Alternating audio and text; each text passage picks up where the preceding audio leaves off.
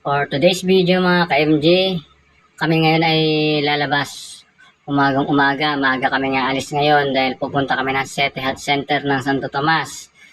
Dahil tatry namin magpa-check up doon kung pwede.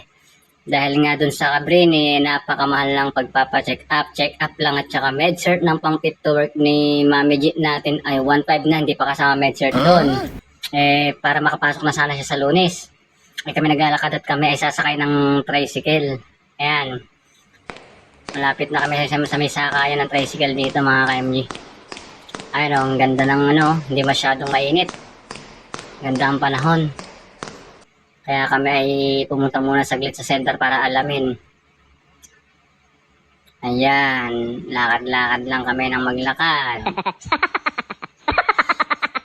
Saka mga ka-MJ, baka naman passport ng aking mga videos, tsaka yung reels ko, pakipalo na lang po natin mga ka-MJ.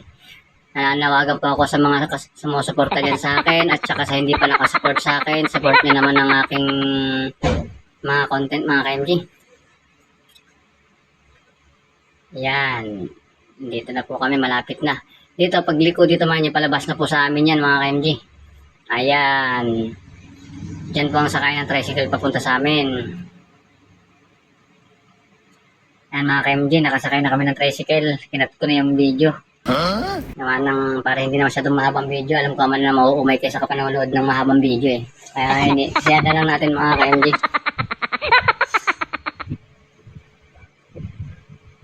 Yan, medyo malog ka-MJ. Tsaka pansin nyo naman, nakayuko ako dito sa tricycle kasi masyadong lowered yung tricycle ng sinakyan namin. Kaya medyo nakayoko, kaya nahihirapan ako dyan mga ka-MJ. Sobrang hirap. Oh, tingnan mo makapwesto, nakayoko. Sobrang lowered kasi. Ayan, kaya hindi ako makatindig ng ayos. Yan, dito pa lang sinak namin tricycle mga ka-MJ hanggang City Health Center na ito. Diretso City Health Center na to. Mura lang pala pag hanggang dun mula dito sa amin. Ang pagkakala ko, binayad ko lang 50. Expected ko 60 pesos hanggang dun pero 50 lang binayaran ko mga ka-MJ. Ayun o. Hirap na hirap ako dyan sa tripod natin mga ka-MJ. Tapos malubak pa ang kalsada. Kitang kita po natin matagtag po talaga, maalog. Yan, nakangati na naman ang ilong natin mga ka-MJ. Parang may nahalik-halik sa nguso natin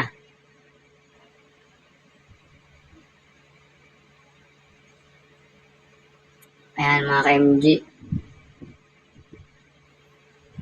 Yan, dito na po kami sa may way papuntang City Health Center.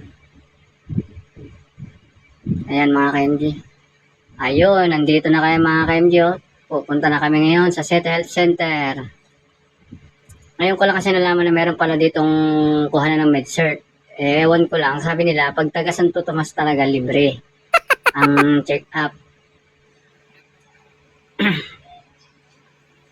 Naalala ko pala, ang aking Mami G ay hindi dito sa Santo Tomas at siya ay taga Calamba.